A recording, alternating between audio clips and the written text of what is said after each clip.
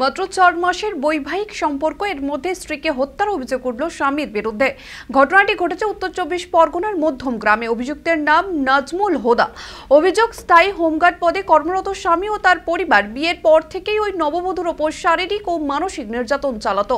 ঘর থেকে ওই নববধূর ঝুলন্ত দেহ উদ্ধার করা হয়। যদিও প্রথমে এটিকে আত্মহত্যা বলে আশঙ্কা করা হলেও পরে মৃতার পরিবারের দাবি পরিকল্পিতভাবে খুন করা হয়েছে নববধূকে। এরপরে বারাসাত থানায় অভিযুক্তের বিরুদ্ধে খুনের অভিযোগ দায়ের করা হয়েছে মৃতার পরিবারের তরফে। ইতিমধ্যে পুলিশ অভিযুক্তকে আটক করেছে। দেহটিকে ময়নাতদন্তের জন্য পাঠানো হয়েছে। এখন পুরো বিষয়টিকে তদন্ত করছে পুলিশ।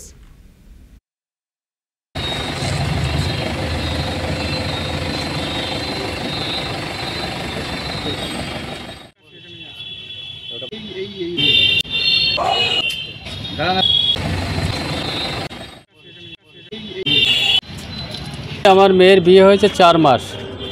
4 মাসের মধ্যে ও দিন 15 মতো আমার মেয়ের সঙ্গে খুব ভালো ব্যবহার করেছে। তারপরে থেকে দিন দিন অত্যাচার করে শুরু হয় ওর উপরে। নাজমুল হুদা।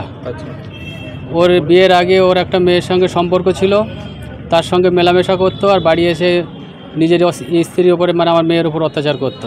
আমরা চাইছি ওর যেন উপযুক্ত শাস্তি হয়।